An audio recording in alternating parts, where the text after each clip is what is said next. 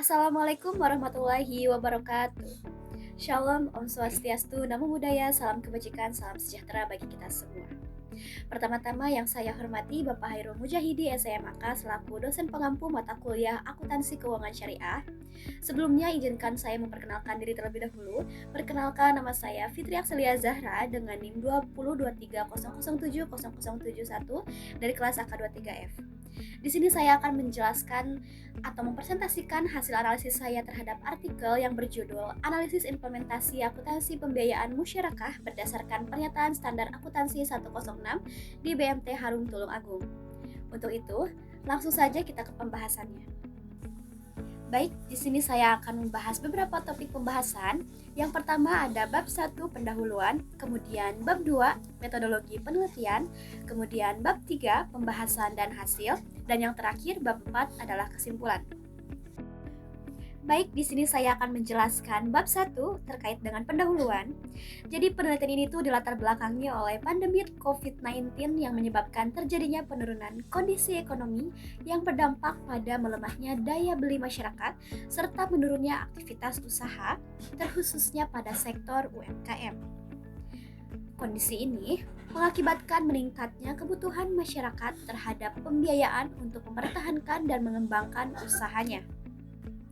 Dalam situasi tersebut, Baitul Ma'al wa Tamwil atau BMT memiliki peran penting sebagai lembaga keuangan syariah yang memberikan akses pembiayaan kepada masyarakat ekonomi menengah ke bawah. Salah satu produk pembiayaan utama yang digunakan oleh BMT adalah pembiayaan musyarakah dengan sistem bagi hasil. Namun, dalam praktiknya masih ditemukan berbagai permasalahan, terkhususnya dalam pencatatan dan juga perlakuan akuntansi pembiayaan musyarakah, baik dalam pengakuan, pengukuran, penyajian, maupun pengungkapan. Permasalahan tersebut tentunya menyebabkan laporan keuangan yang dihasilkan belum sepenuhnya optimal dan berpotensi menurunkan kualitas informasi keuangan. Oleh karena itu, diperlukan penerapan penyataan standar akuntansi keuangan atau PSAK nomor 106 sebagai pedoman dalam pencatatan pembiayaan musyarakah. Berdasarkan hal tersebut, penelitian ini dilakukan untuk menganalisis kesesuaian penerapan PSAK nomor 106 pada pembiayaan musyarakah di BMT Harum Tulung Agung. Baik, di sini saya akan menjelaskan bab 2 terkait dengan metodologi penelitian. Jadi pada penelitian ini, penulis menggunakan pendekatan kualitatif dengan jenis penelitian studi kasus.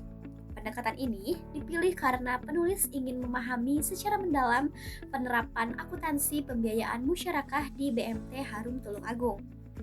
Selanjutnya, data yang digunakan dalam penelitian ini terdiri dari dua jenis, yaitu data primer dan juga data sekunder. Data primer diperoleh melalui wawancara dengan manajer dan juga sekretaris BMT Harum Tulung Agung, sedangkan data sekunder diperoleh dari laporan keuangan yaitu laporan neraca dan juga laporan laba rugi. Dalam pengumpulan data, penulis menggunakan 3 teknik yaitu observasi, wawancara, dan juga dokumentasi.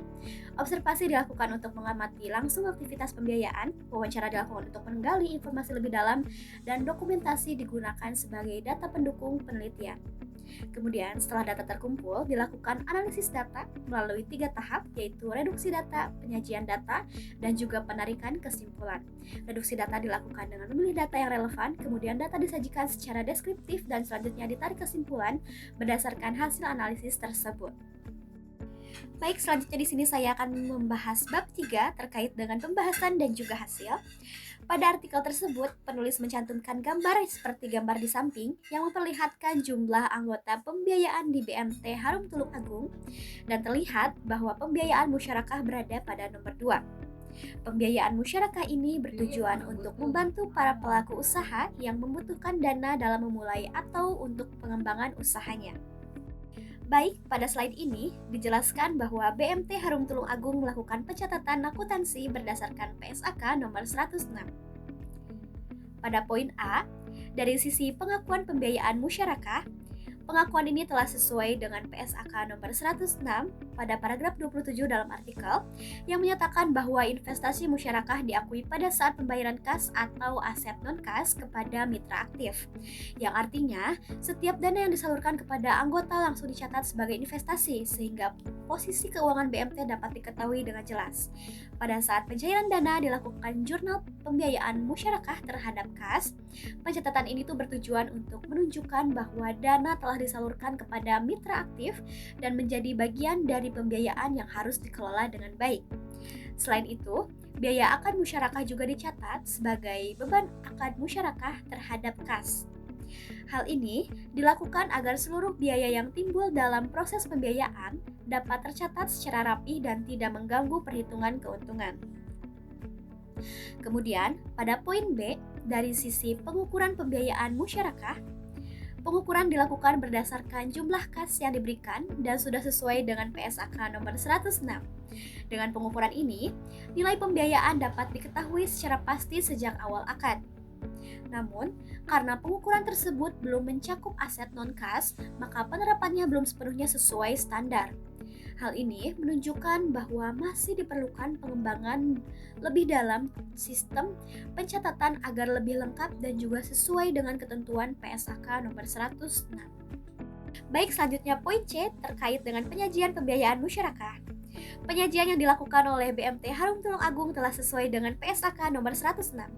Hal ini karena pembiayaan musyarakah pada mitra aktif telah menyajikan hal-hal yang berkaitan dengan usaha musyarakah yang dibiayai dalam laporan keuangan, sehingga informasi yang disajikan dapat dipahami dengan baik oleh pihak terkait.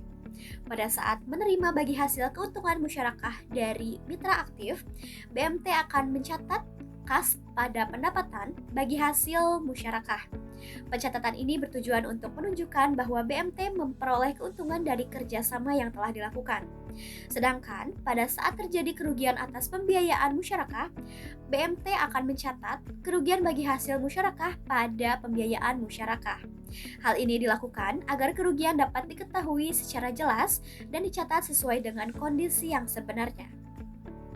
Kemudian, pada poin terakhir yaitu poin D, pengungkapan pembiayaan musyarakah. Pengungkapan di BMT Harum Tulung Agung belum sepenuhnya sesuai dengan PSAK nomor 106. Hal ini disebabkan karena pihak mitra aktif tidak membuat catatan laporan keuangan secara rinci. Mitra aktif hanya melaporkan porsi penyertaan dan pembagian hasil usaha, sehingga informasi yang disampaikan itu masih terbatas.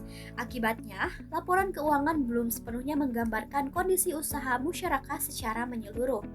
Dengan demikian, dapat disimpulkan bahwa dari aspek penyajian, BMT Harum Tulung Agung sudah sesuai dengan standar, namun dari aspek pengungkapan masih perlu diperbaiki agar sesuai dengan PSAK nomor 106.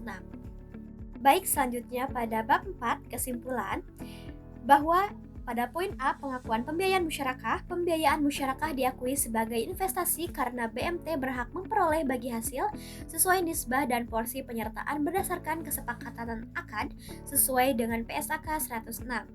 Kemudian pada poin B, pengukuran pembiayaan musyarakah. Pembiayaan musyarakah diukur hanya menggunakan aset kas karena penggunaan aset non-kas dianggap menyulitkan pengelolaan bagi kedua belah pihak. Kemudian pada poin C, terkait dengan penyajian pembiayaan musyarakah. Pembiayaan musyarakah disajikan dalam laporan keuangan pada pos pendapatan bagi hasil musyarakah. Jika dana dan bagi hasil belum dikembalikan pada akhir akad, disajikan sebagai piutang. Kemudian pada poin terakhir yaitu poin D, pengungkapan pembiayaan musyarakah. Pengungkapan dilakukan dengan mencatat angsuran pembiayaan yang jatuh tempo setiap bulan serta penerimaan bagi hasil dalam laporan keuangan BMT. Baik, mungkin cukup sekian presentasi dari hasil analisis terkait artikel. Kurang lebihnya mohon dimaafkan. Wassalamualaikum warahmatullahi wabarakatuh. Shalom, Om Santi Santi Santi Om, Namo Buddhaya, salam kebajikan, salam sejahtera bagi kita semua.